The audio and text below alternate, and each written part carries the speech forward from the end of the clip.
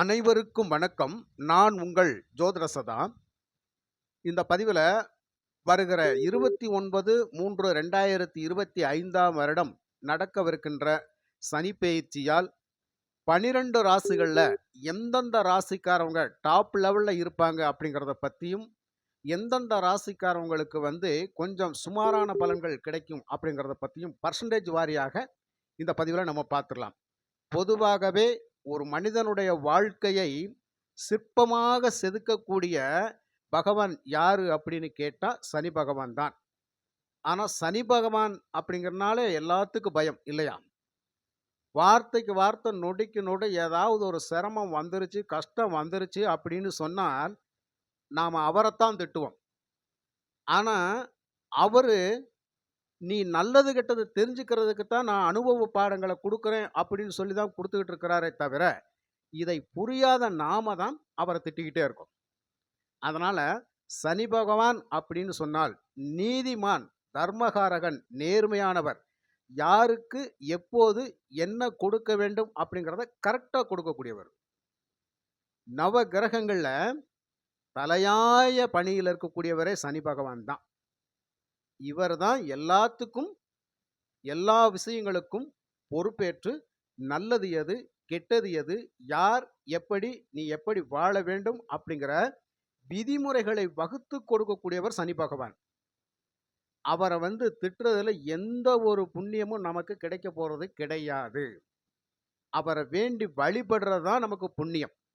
இந்த சனி பயிற்சியில மேச ராசிக்கு சனி பகவான் 12ஆம் இடத்துல விரயஸ்தானத்தில் இருப்பார். அப்போ மேச ராசிக்கு விரய சனி. இந்த விரய சனியாக வரக்கூடிய சனி பகவான் மேஷ ராசிக்கு 12ஆம் இடத்தில் இருந்து தனது 3ஆம் பார்வையாக ராசியினுடைய குடும்பஸ்தானத்தை பார்க்கிறார். தன்னுடைய 7ஆம் பார்வையாக மேச ராசிக்கு 6ஆம் இடத்தை பார்க்கிறார். தன்னுடைய 10ஆம் பார்வையாக மேச ராசியினுடைய 9ஆம் இடம் பாக்கியஸ்தானத்தை பார்க்கிறார். அப்போ 2ஆம் இடம், 6ஆம் இடம், 9ஆம் இடத்துக்கு சனி பகவானுடைய பார்வை கிடைப்பதால் இந்த மேசராசிக்கு விரய சனி காலத்தில் 75% நல்ல பலன்கள் கிடைக்கும். அடுத்ததாக ரிஷபம் ராசி. ரிஷபம் ராசிக்கு சனி பகவான் லாபஸ்தானத்தில் சஞ்சரிக்க போறார். அப்போ லாபஸ்தானம் அப்படிங்கிறது 11ஆம் இடத்துல இருந்து 3ஆம் பார்வையாக ராசியை பார்ப்பார். 7ஆம் பார்வையாக ராசிக்கு 5ஆம் இடம் பூர்வ புண்ணியஸ்தானத்தை பார்ப்பார். 10ஆம் பார்வையாக 8ஆம் இடத்தை பார்ப்பார், ஆயுள் ஸ்தானத்தை பார்ப்பார். அப்போ ரிஷபராசிக்கு சனி பகவான் லாபஸ்தானத்திலிருந்து 95% நல்ல பலன்களை கொடுக்க தயாராக இருக்கின்றார். மிதுனம் ராசி. மிதுனம் ராசிக்கு சனி பகவான் 10ஆம் இடத்திலிருந்து 3ஆம் பார்வையாக 12ஆம் இடத்தை பார்க்கிறார்.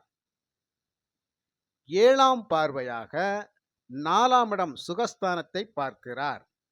10ஆம் பார்வையாக 7ஆம் இடம் களத்திரஸ்தானத்தை பார்க்கிறார். அப்போ மிதுன ராசிக்கு கர்மசனி 80% நல்ல பலன்களை தருவதற்கு சனி பகவான் கடமைப்பட்டவராக இருப்பார். அப்போ மிதுன ராசிக்காரங்களுக்கு சனி பகவான் பயிற்சியினால் 80% நல்ல பலன்கள் கிடைக்கும். அடுத்ததாக கடகம் ராசி. கடகம் ராசிக்கு சனி பகவான் பாக்கிய சனியாக வருகிறார். அப்போ 9ஆம் இடத்தில் இருந்து 3ஆம் பார்வையாக 11ஆம் இடம் லாபஸ்தானத்தை பார்க்கிறார். 7ஆம் பார்வையாக 3ஆம் இடம் தைரிய வீரியஸ்தானத்தை பார்க்கிறார். 10ஆம் பார்வையாக உங்களுடைய நோய் எதிரி கடன் ஸ்தானத்தை பார்க்கிறார். இதனால கடகராசிக்காரவங்களுக்கு 90% சனி பகவானால் நன்மைகள் நடைபெறும். அடுத்ததாக சிம்மம் ராசி.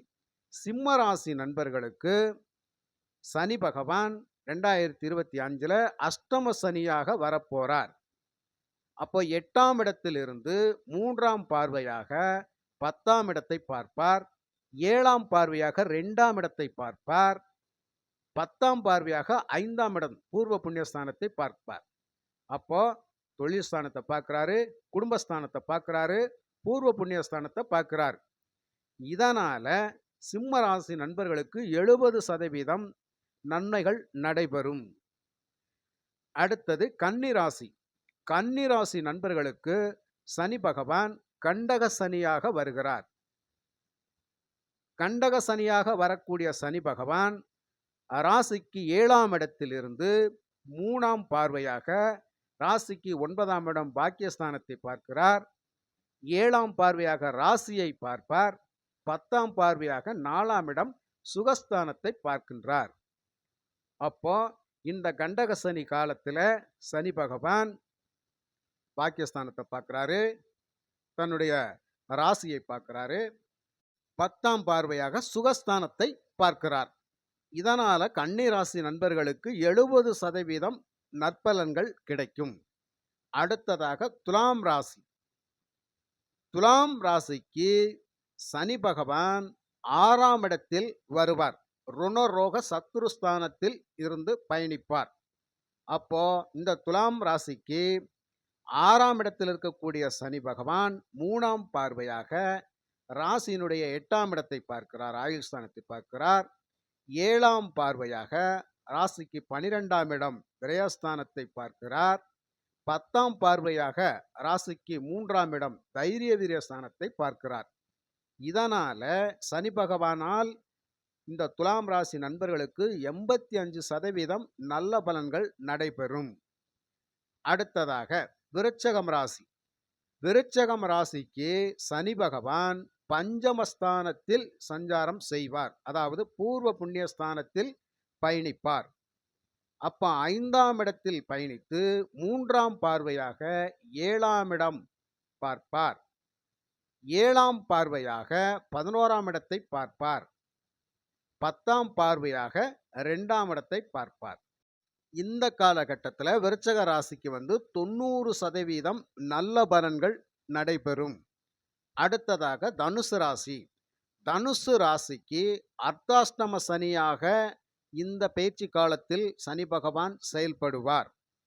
அப்போ அர்த்தாஷ்டம சனி காலம் அப்படிங்கிறதுனால ராசிக்கு 4ஆம் இடம் சுகஸ்தானத்திலிருந்து 3ஆம் பார்வையாக ராசிக்கு 6ஆம் இடத்தை பார்ப்பார்.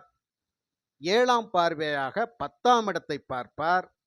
10ஆம் பார்வையாக ராசியை பார்ப்பார். இந்த காலகட்டத்தில் தனுசு ராசி நண்பர்களுக்கு 75% நல்ல பலன்கள் கிடைக்கும். அடுத்ததாக மகர ராசி. மகர ராசி நண்பர்களுக்கு இந்த சனிப்பெயர்ச்சி காலத்தில் சகாய சனியாக வருகிறார். எல்லா விதத்திலையும் உதவி செய்யக்கூடிய சனியாக வருவார். அப்படின்னா இந்த மகர ராசிக்கு 3ஆம் இடத்துல இருந்து 3ஆம் பார்வையாக 5ஆம் இடத்தை பார்ப்பார். 7ஆம் பார்வையாக 9ஆம் இடத்தை பார்ப்பார். 10ஆம் பார்வையாக 12ஆம் இடத்தை பார்ப்பார். இந்த காலகட்டத்தில் மகர ராசி நண்பர்களுக்கு 90% நல்ல பலன்கள் நடைபெறும். அடுத்ததாக கும்பம் ராசி. கும்பம் ராசி நண்பர்களுக்கு இந்த சனி பயிற்சி காலத்தில் சனி பகவான் பாத சனியாக வருவார். அதாவது ராசிக்கு 2ஆம் இடம் குடும்பஸ்தானத்திலிருந்து 3ஆம் பார்வையாக 4ஆம் இடம் சுகஸ்தானத்தை பார்ப்பார்.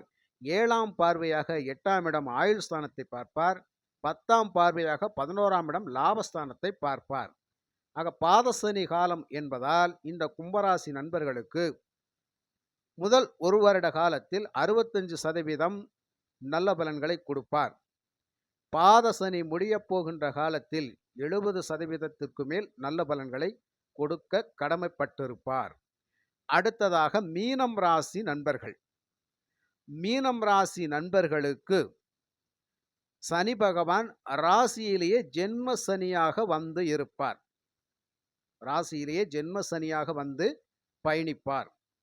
ஆக இந்த மீன ராசி நண்பர்களுக்கு ராசியிலிருந்து 3ஆம் பார்வையாக 3ஆம் இடத்தையும் 7ஆம் பார்வையாக 7ஆம் இடம் களத்திரஸ்தானத்தையும் 10ஆம் பார்வையாக தொழில் ஸ்தானத்தையும் பார்ப்பார். 10ஆம் இடத்தையும் பார்ப்பார்.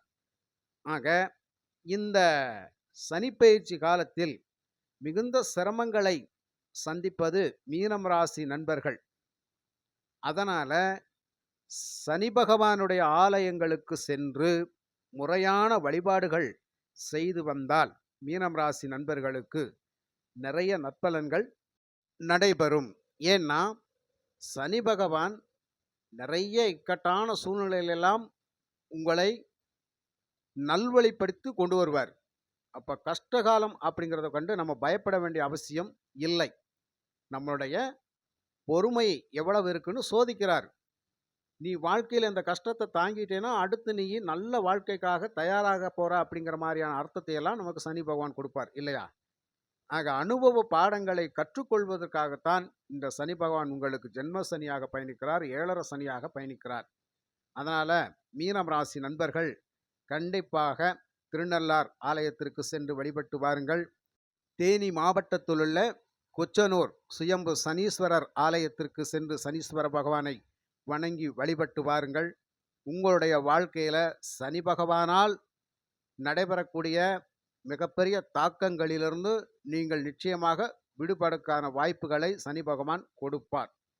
சரிங்களா நண்பர்களே? இதில் கொடுத்துருக்கிறது பர்சன்டேஜ் வாரியாக ஒரு பொதுவான கணிப்பு. அடுத்தடுத்த வீடியோக்குள்ள ஒவ்வொரு ராசிக்கும் விரிவான பலாபலன்கள், சனி பகவானால் என்ன நன்மை தீமைகள் நடைபெறும் அப்படிங்கிறத விரிவான பலன்களாக நம்ம பார்த்துடலாம். அடுத்த பதிவுகளுக்காக காத்திருங்கள். மற்றொரு பதிவில் நான் உங்களை சந்திக்கின்றேன். நன்றி, வணக்கம்.